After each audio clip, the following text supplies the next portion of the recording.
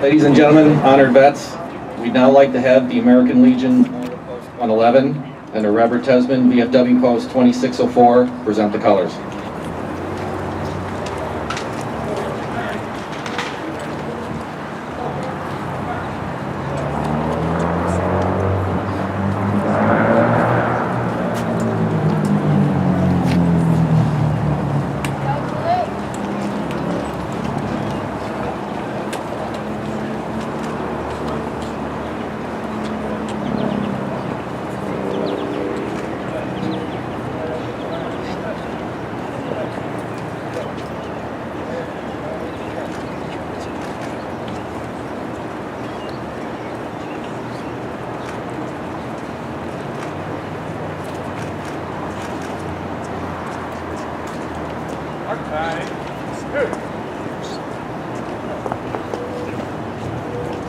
Detail.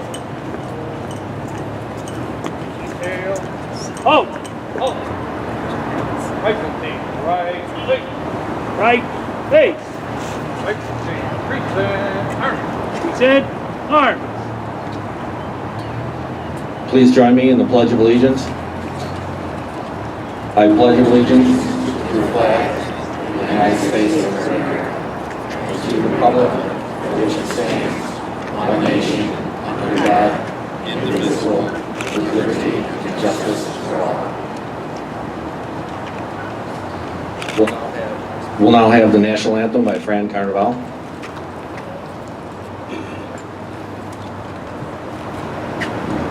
Please join me.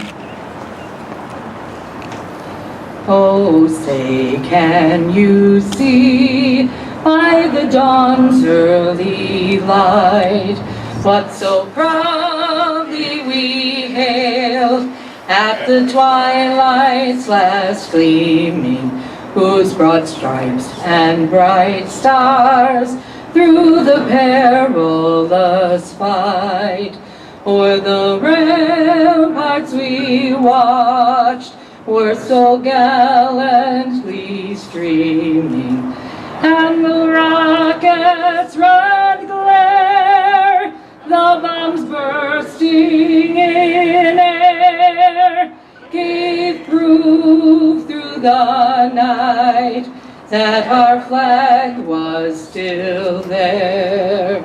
Oh, say, does that star-spangled banner yet wave o'er the land of the free and the home of the brave? Order. March. Order. March. Ready.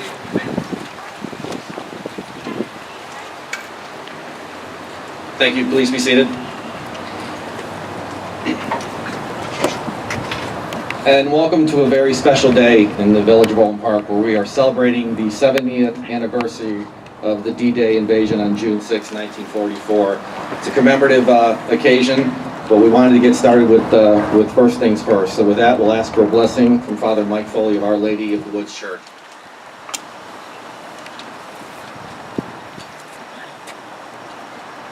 And let us pray.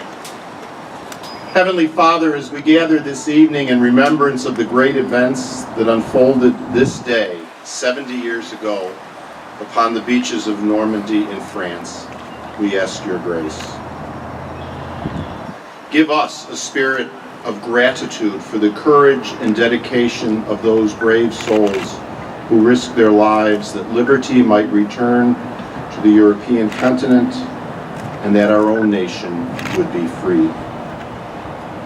Give us a spirit of gratitude for all who have served and protected this nation in their armed forces throughout our history, especially for those members of the greatest generation, and for those who currently serve, often far from home. Help us to remember that with every right comes an obligation. Give us a profound respect for those who laid down their lives for others. And for a future that they would never live to see. Strengthen us in our determination to honor and support our soldiers and veterans and their families. Finally, gracious God, on this day when we remember the common effort of so many nations and peoples to confront the evil of totalitarianism, help us to strive for that day envisioned in Holy Scripture, when swords will be turned into pruning hooks and spears into plowshares, when nation will not wage war against another. Amen.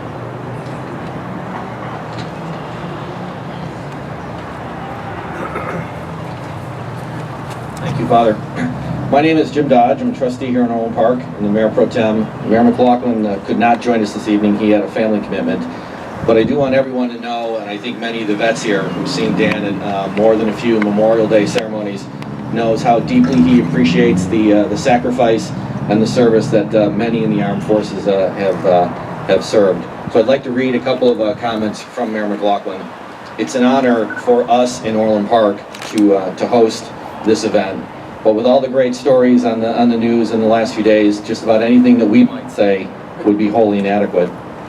June 6, 1944. There is no one that I know of that doesn't think of D-Day when you mention that date. Some of our family, our friends, our neighbors, some that are here today were there 70 years ago. They were part of the biggest logistical operation ever attempted. It's pretty interesting numbers. More than 1,000 people worked over a year on just the planning to move 3 million men in 47 divisions throughout the entirety of Operation Overlord. Millions of tons of supplies, 6,000 ships, 13,000 vehicles, 5,000 planes. Planning down even to the level of 2 million 5-gallon gas cans. They built harbors in England and then floated them over to the channel, through the channel, where the beaches were secured to distribute supplies faster. There were countless first-time achievements and groundbreaking accomplishments of that greatest generation. Many thousands were killed that fateful day. But our troops and our sailors, they kept coming. They kept working and they kept fighting and they kept bleeding. Most of them didn't think anything other than they were doing their duty or they had to do their job. Of course, we all think it went far beyond that. I would say that all future measures of courage, sacrifice, loyalty, and commitment will be measured against those brave soldiers and sailors that day that landed and proceeded to fight across Europe to help end World War II. We commemorate the 70th anniversary of D-Day, and we take this time to remember their sacrifice. It's also a time to say thank you to those gentlemen who are still with us today, and thank you to all the veterans that have served our country. We would not be enjoying the life we have and the freedoms we have if not for your sense of duty and sacrifice. And if we could, to make sure, Mayor McLaughlin was able to get a number of commemorative pins. That is a personal gift from him to the veterans who served on D-Day. So if you could, please make yourself known. If we haven't already gotten you, please make yourself known so that you can have this simple token of gratitude. I'd like now to move to our guest speaker, Josh Fulton, who is an associate professor at Moraine Valley Community College. And this is a short presentation, and there'll be more later inside the annex in just a moment. Josh?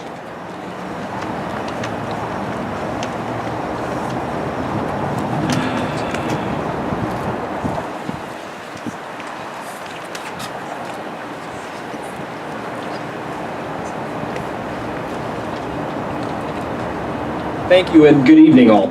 As a history faculty member at Moraine Valley Community College, I feel privileged to be asked to attend this event, and am grateful to work at an institution that so actively seeks to welcome veterans through its numerous programs, such as Combat to College. Though our nation has not always been so receptive to our veterans, it is through events like this and institutions like the Village of Orland Park that we as Americans seek to let veterans know how grateful we are for the sacrifices they gave. I would like to begin these comments with a quote from Bob Hope's radio program on June 6, 1944, as I feel for many who lived in America, they may have heard and reflected on his words at the time. Remarking on the landings, Hope stated, "It seemed that one world was ending and a new world beginning, that history was closing one book and opening a new one. While preparation began many months before, On the night of June 5th and the morning of June 6th, 70 years ago, Allied forces undertook the most comprehensive invasion seen in world history.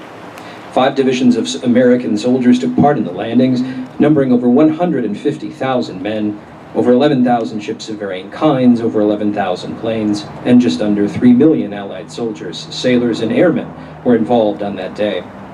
Though Allied forces suffered over 9,000 casualties, Hitler's Atlantic Wall did not stand. The airborne operations, subsequent landings on the beaches, and breakout in Normandy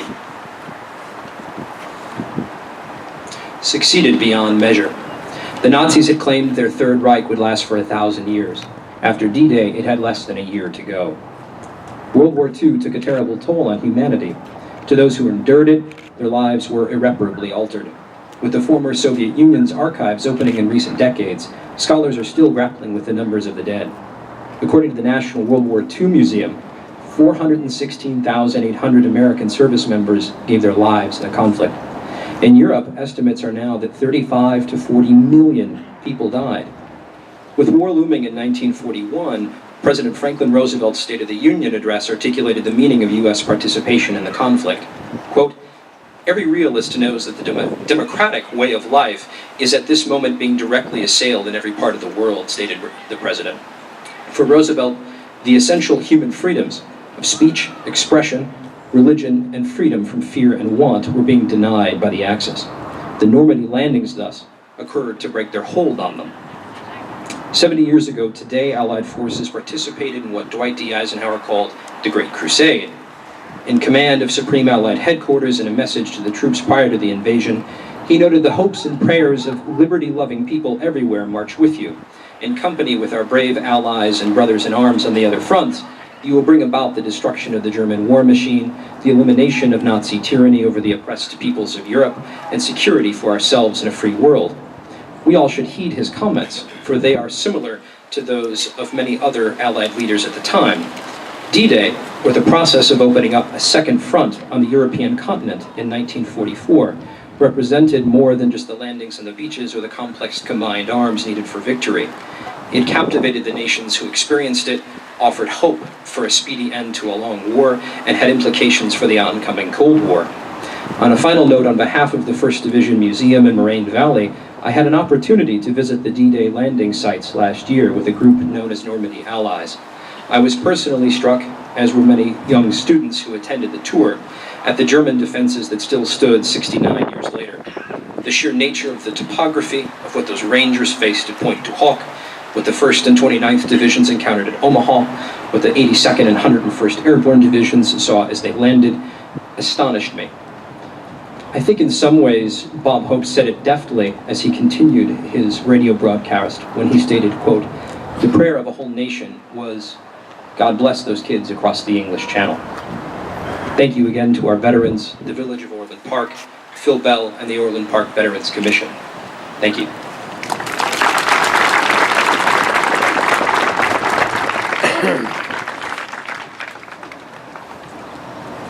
Ladies and gentlemen, we now like to call back up Fran to sing God Bless America. We should all definitely join in on this one.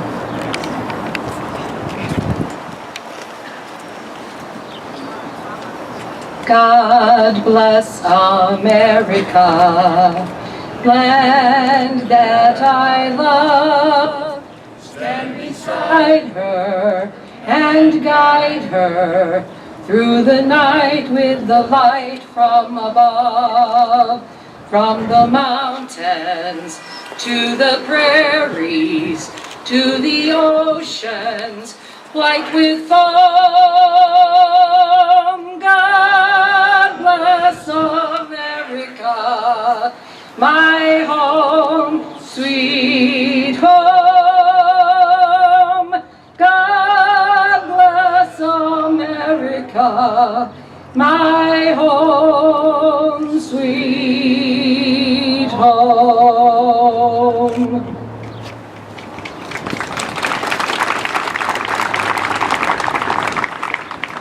Thank you, Fran. What a great voice, and we appreciate that. This day is about the brave men who served on D-Day, and we'd like to take just a couple of moments to recognize them by name. So we have a staff member here with a microphone. So if we could, we'd like the vets who served that day. We'd like the vets, who served that day to identify themselves, and we'll bring you the microphone. We'd like to hear your name and your branch of service. So if you could identify yourself, that'd be great. Joe? Staff Sergeant, Branch of Service, Signal Corps, Unit, First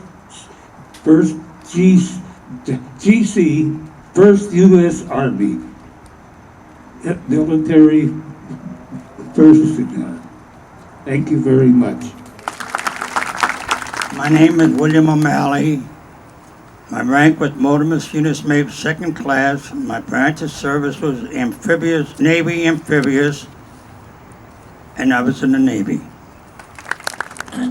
My name is John McNaughton, and I was a Yeoman First Class in the U.S. Navy, and on June the 6th, 1944, I had just turned 19 years old.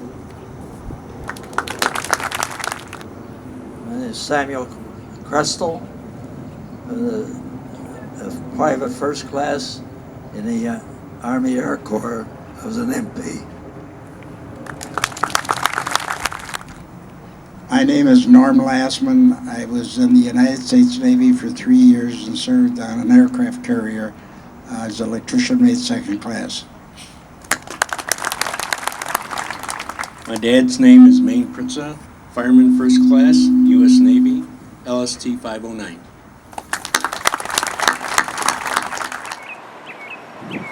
I'd like to honor my uncle Harold Bliss. He was in the Battle of the Bulge. And my dad, George Howard, was in the Pacific at the time, but he can't be here, but he is around, and he couldn't make it tonight.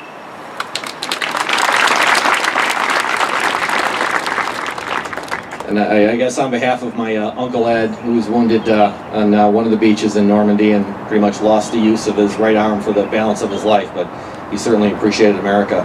As we begin to close, I just might like to make a few comments, and that is, as individuals and as a nation, there is simply no way that we can show enough gratitude and appreciation for the brave men who fought and died on D-Day, as well as the long fight that they carried on. The professor kind of alluded to just how intense the battle was all the way until the war ended, so we thank them for that. And these brave men here today, and their brothers in arms that they represent, they fought to save not only America and our way of life, but literally the whole world from unspeakable tyranny. So in many ways, the freedoms we are enjoying at this very moment trace back to their bravery and their sacrifice. So we thank you now, and we will continue to honor you.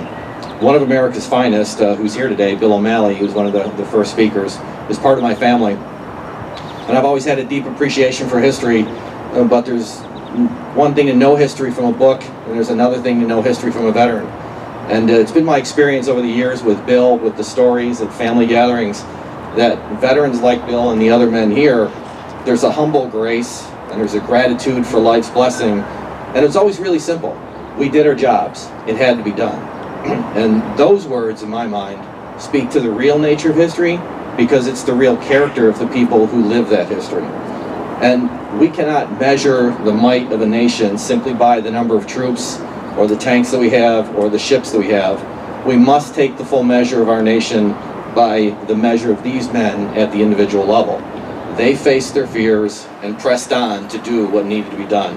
They fought and they died. They fought the good fight to ensure our freedom.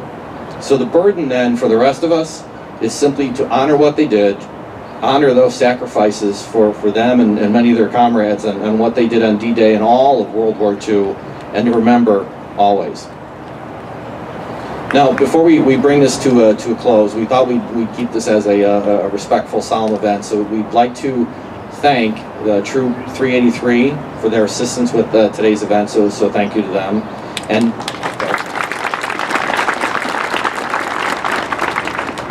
everyone here, please join us after we retire the colors inside the annex for some refreshment. There's some newsreels, there's some other opportunities to talk with Josh Fulton about the history, of this day and World War II. So after the ceremony, after we retire the colors, please join us inside. Now, before we begin this, we'd like to have a moment of silence. So in honor of all those who lost their lives on D-Day, we would like to take this time to recognize that sacrifice.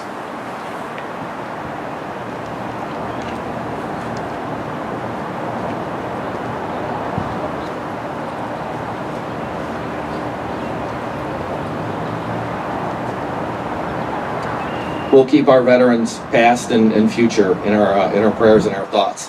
As we begin to close, we'll ask the American Legion and the VFW post for a rifle volley, taps, and then we're going to ask to retire the colors. So this will be a bit loud, but we think it's important as part of this ceremony.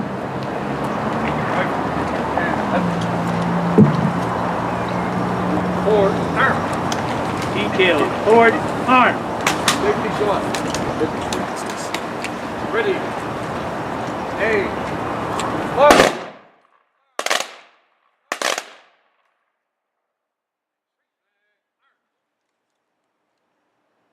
Present arms.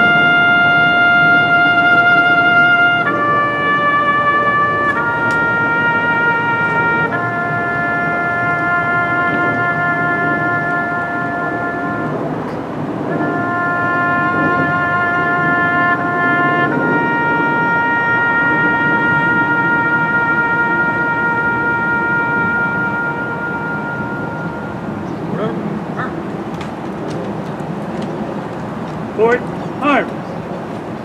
Please retire the colors. Left, face. Forward, march. Rifle take, left, face. Right shoulder, arm. Forward, march.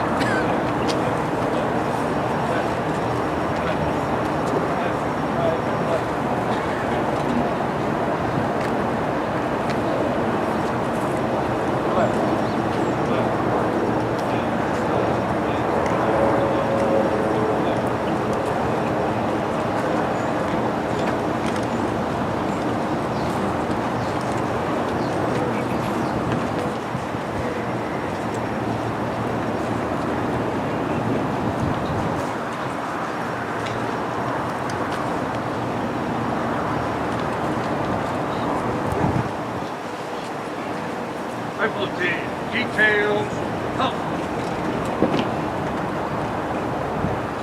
Right face. Order, arm. Hold up.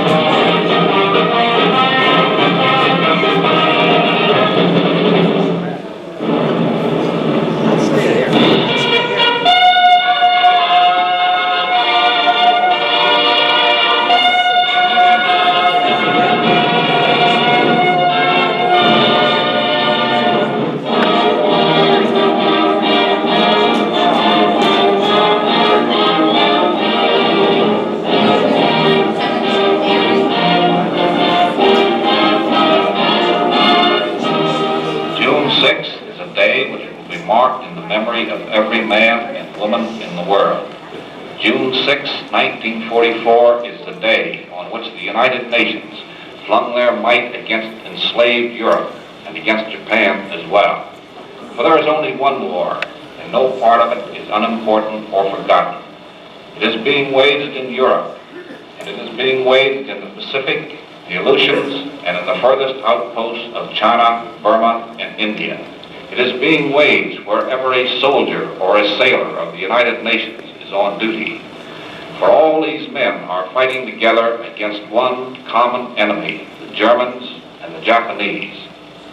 You know that an infantryman killing a Nazi on the bloody beaches of Normandy brings us closer to Tokyo, and that a tail gunner shooting down a Zero over New Guinea aids his buddies on the road to Berlin. Berlin or Tokyo, which was to be first? The general staffs, in planning the war, came to the decision. Germany would have to be knocked out first. We knew that Hitler could survive without Japan, but Japan would have a tough time without her Nazi ally. Once Germany surrendered and the force which had been directed against her could be turned towards Japan, complete victory was inevitable.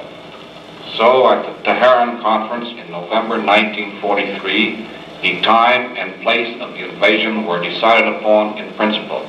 General Eisenhower, chosen Supreme Commander-in-Chief of the Allied Expeditionary Forces, was to have full discretion to name D-Day and H-Hour. With all possible speed, he turned the meadows and cliffs of England into training grounds for thousands of British, American, and Canadian soldiers, and assembled the gigantic pile of material necessary. He brought men who had pioneered in those daring amphibious landings in the South Pacific to his headquarters, that he might profit from their experience gained at Guadalcanal and Kwajalein. During the months preceding June, the air forces of America and England pounded Europe and the invasion coast night and day. Hitler waited, Tojo waited, the world waited. General Eisenhower's men were ready. They were ready, all right. They'd been ready for a long time. GIs and Tommies moved down to the English Channel and boarded the ugly warcraft waiting to carry them across that narrow strip of water which separates the free world from Hitler's. The power of the United Nations was gathered, ready to strike against the untested wall of Germans and steel 50 miles away. Englishmen who had seen Dunkirk looked at the mighty fleet and remembered the desperate flight from France in fishing skiffs and rowboats 4 years before. Now there were 4,000 bristling warships, heavy in the water with fighting men and the weapons of war. Things had changed. Aboard the boats, the men sweated it out, sleeping in shifts, waiting for the signal. Some of them tried to study the little invasion books on France and keep their minds off what lay ahead. Some of them read comic books, or the Bible, or whatever they could get their hands on. Anything to make the heavy hours pass more quickly. Men cooked what might be their last hot meal for days to come and stuffed it down and laughed. While they waited, none of them looked or acted like guys on whose shoulders rested the most tremendous responsibility in modern history. But that was the general idea. They were waiting for the signal which would mean the beginning of the end of Hitler. And then on June 5th, from the bridges of 4,000 ships, the signal came. Eisenhower had said go. The invasion fleet silently moved out of the English harbors and pointed their prows toward the Normandy coastline. The day had come. But before one landing barge of that vast sea armada touched the shore of France, these gliders, packed with airborne fighters, would have landed behind the Atlantic Wall. Before dawn tomorrow, these men would be gnawing at their rations in foxholes. Before dawn, these motorbikes would be kicking up dust, miles inland from the beaches.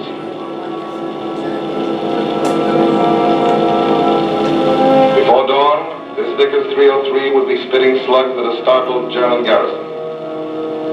And with luck, this TNT would be wrapped around the trestle of a French bridge. With luck, these bullets would be carting out a path for the invasion. Pack them tight, soldier. Check your weapons like you've never checked them before. If they don't work right tonight, you won't be able to complain to the supply sergeant tomorrow. When the sun goes down, you're beginning the invasion of Europe. The stuff went into the bellies of the big gliders. The metal of the guns was cold. By dawn it would be hot, or shot to hell. Barber, laundryman, errand boy, clerk, respectively. He was a bus driver. Now they were soldiers, paratroopers. Once Hitler had claimed that democracy is too weak to produce fighting men. He counted on it. Here in the twilight of June 5th was his answer.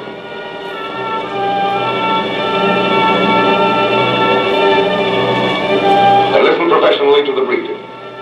Bridges, roads, airfields, command posts. 5 miles inland, 20 miles inland. They listened to perilous missions for guys who volunteered for perilous missions.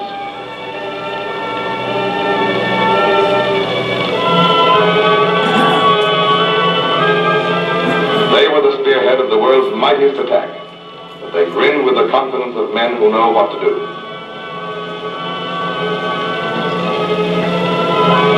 As the light waned, it was time. General Brereton of the 9th Air Force was there to see some of them go, as they clambered awkwardly into the planes.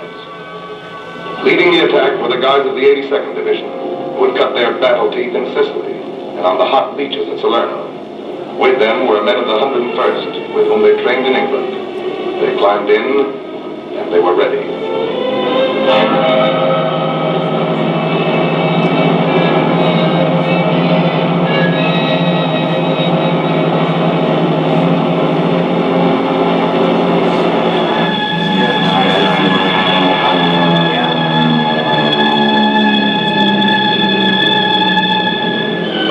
All over England came the roar of the C-47s of the 9th Air Force as they took off into the night.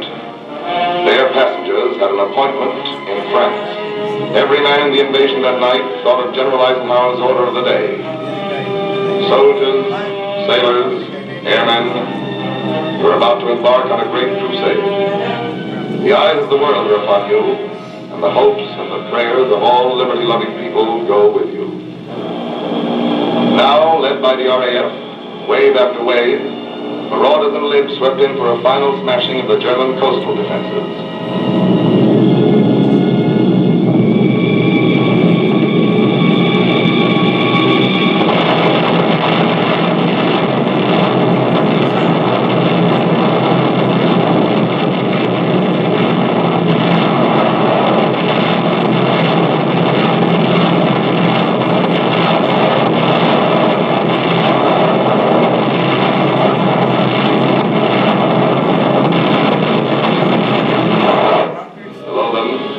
Strung out across the channel, the invasion fleet steamed relentlessly toward its objective, a 50-mile strip of French coastline. Overhead, planes, heavy with the bombs which were blasting the Atlantic Wall, together with the shells of the Navy, saw the fleet moving in. H hour was at hand. This was it. There was France.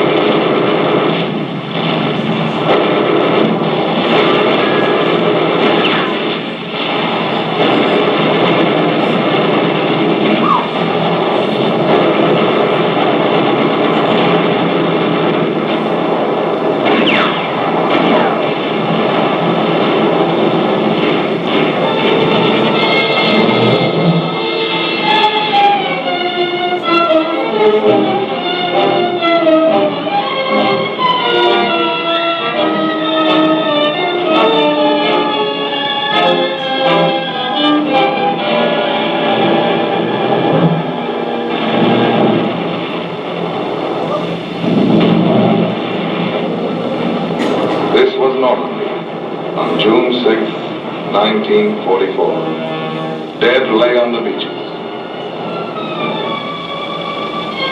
In the shelter of the cliffs, they cared for wounded as best they could.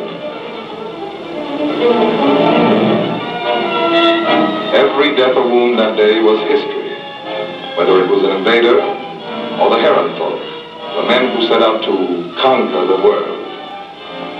The look in the eyes of the men who had seen us crack their Atlantic wall was history. We were in France.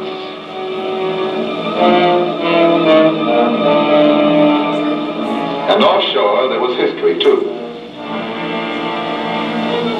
The 4 stars meant I could come over. Eisenhower of Kansas, USA, in whose strong hands lay the destiny of free people. There was history when Omar Bradley, commander of every American on the beachheads, clambered up the side to talk shop with the boss.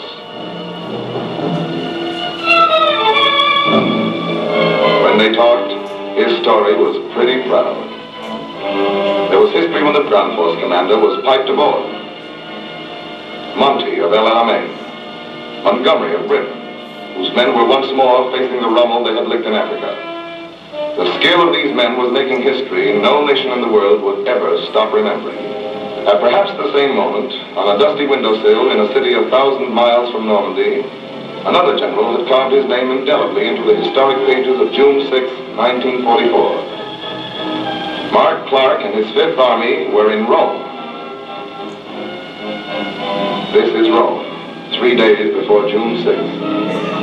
Those are Germans, linked, running from the historic capital where for over a year they had been protecting fascism with their guns and Gestapo. Take a look at Germany, moving out. Then take a look at the United Nations, moving in next day. Rome, the legendary ancient capital which 3,000 years of conquerors had dreamed of capturing. Rome, with American men and armor pouring into its outskirts.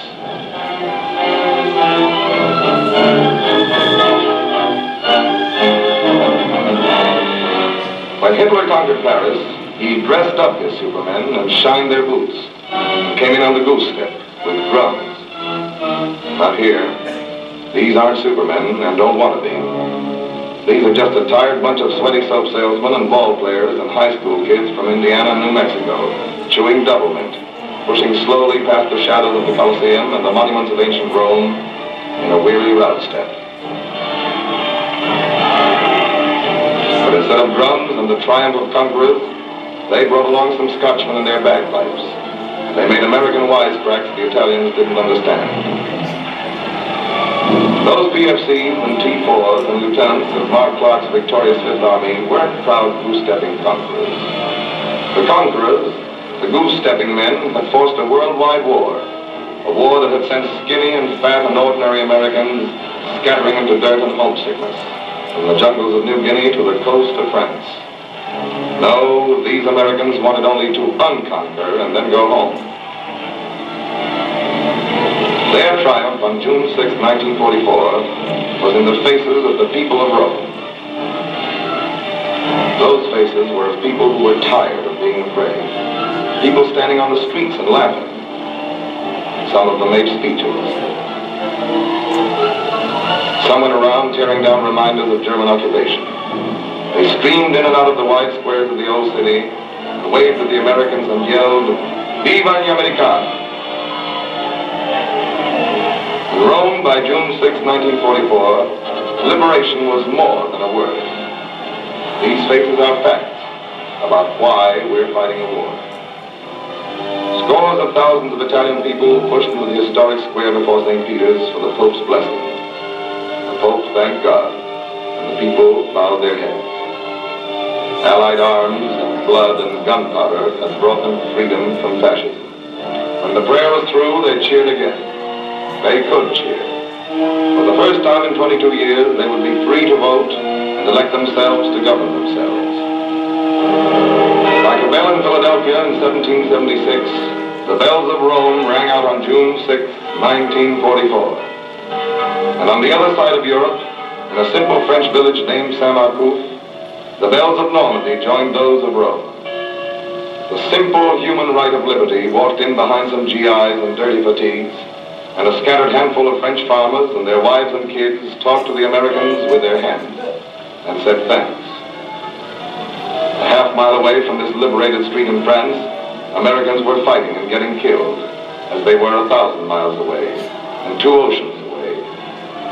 In Normandy, in Italy, in Burma, on the seas, the democracies were fighting so that handful of free men in Normandy on June 6th would grow and reach across the world, and there would be peace. It's one war. No part of it is unimportant or forgotten.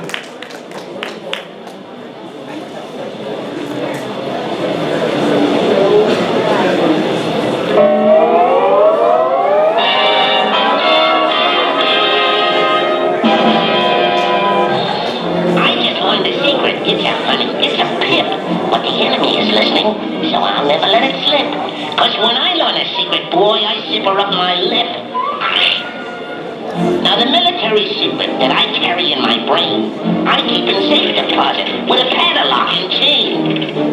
You bet I got a secret. Well, I bet we find it out. The soldier's got a secret, but I bet we find it out. Hello, Ma. I got a secret. I can only drop a tip. Don't breathe a word to no one, but I'm going on a trip. Don't breathe a word to no one, but he's going on a trip. Hey, give me some magazines to read for when I'm on the ship. Don't breathe a word to no one, but he's going to go by ship. It's a cinch to keep a secret if a fella just takes care. He's sailing on a troop ship now, we got to find out where. I'm a sound and silent soldier, just as steady as a rock. Here's to our little secret with its chain and padlock.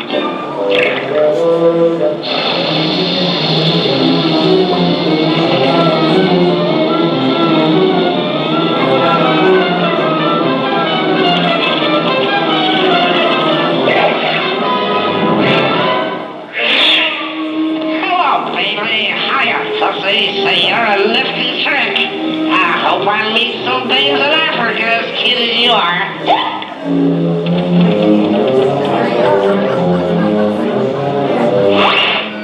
This message is important. I must fly a double trick. It's been a wonderful evening, and I'd like to stay some more. But I gotta get a move on now. I sail at 4:30. He's got to get a move on now. He sails at 4:30. The troop ship bound for Africa pulls out at 4:30. Calling all Wolfpack! Calling all Wolfpack! The transport ship for Africa pulls out at 4:30.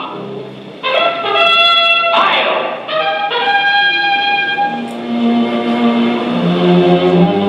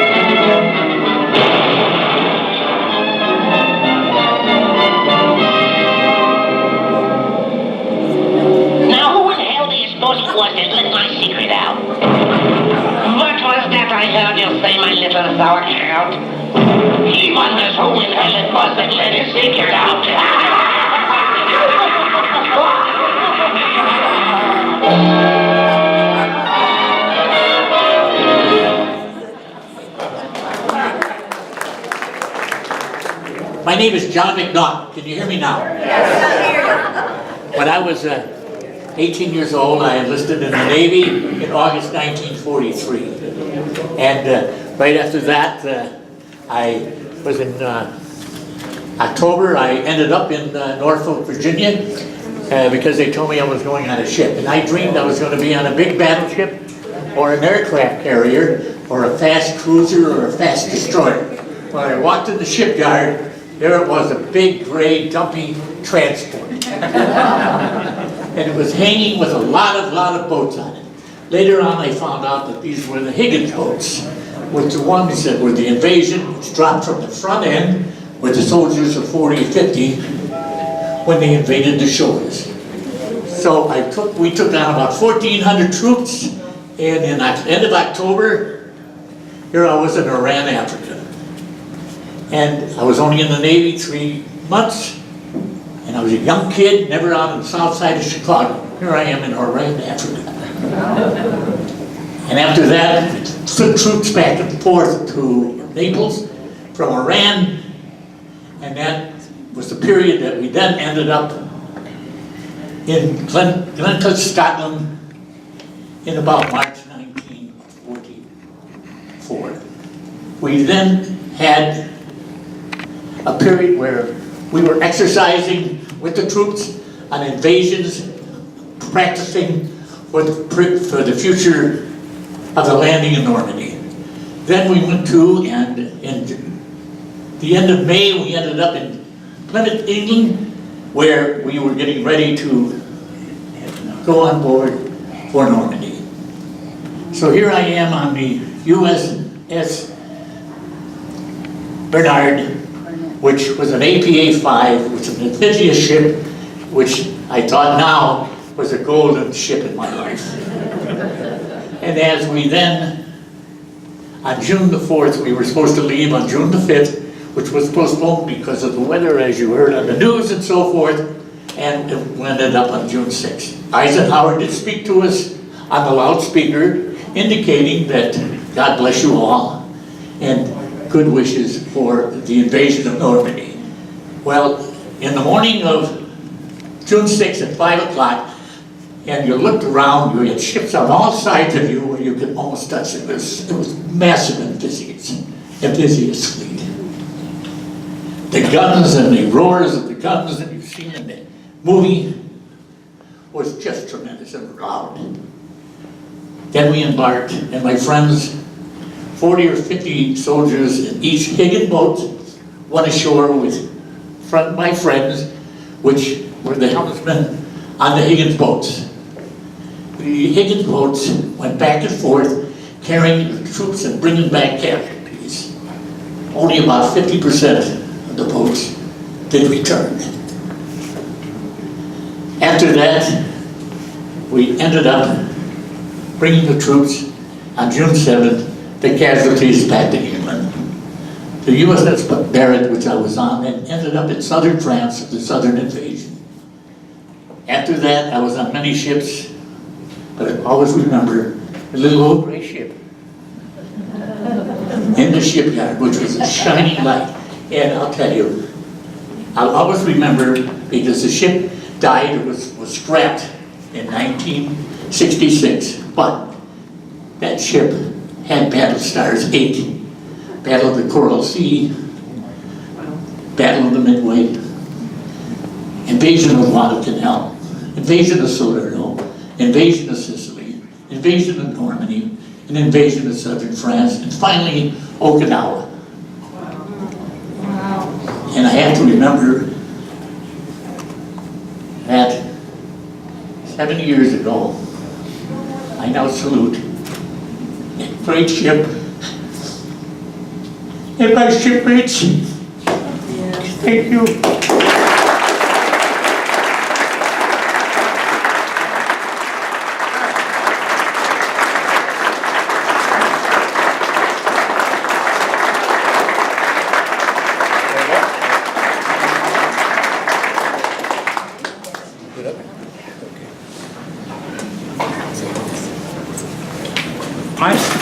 My story is similar to the gentleman that just got through speaking. when I heard about the us being attacked and that, I was just coming out of church. It was a Sunday morning. And we went up to the drugstore and the man said, "We've been attacked." Well, all day long, most younger people mustered together and we couldn't wait till the places opened up for us to enlist. It took us 7 or 10 days before we could get anywhere near a place to enlist to go to any part of service. So, to this day I can't swim and I put 3 years in the Navy. And now, like him, I was wanting to get on a nice big battleship or some ship, and I wound up with what they call an LST, landing ships tanks. And if it's a flat bottom boat. It's not a ship. It was a boat, a ship, but it was a flat bottom. And our first encounter with anything was like him. This gentleman, we landed in Africa. From Africa, we went to Gila, Sicily, and put American troops on the beaches there. And from there, how long was it later? We landed in Salerno, Italy. We landed in Salerno, Italy. Well, we all thought we were going to get a little reprieve and get a little rest and go home or something. We wound up in Plymouth, England. And we stayed there until we hit the beaches in Normandy. And on the night before we were getting ready to hit the beach, June the 5th, the chaplain got us all aboard, and all on top side of the ship, and he told us that, "You fellas that are going, where you think you're going? They're telling you you're going on maneuvers." And this chaplain, Father Joey, is from Detroit, he says, "That's BS," he said. "This time tomorrow morning," he says, "you'll be in Omaha Beach or in Normandy," he said. So no matter what religion was, he blessed us all. And like he said, there won't be a lot of us coming home, be here tomorrow night. But it's something that we were proud to do. We were from a generation altogether different than the generation today. We were attacked by foreign people and wanted to take our country. We were going to make sure they were not going to do it. And with the prayers and the people from the home, a lot of us come home and a lot of us didn't. But again, I know if it was hit tomorrow, we'd do the same thing. Right? We'd do the same thing.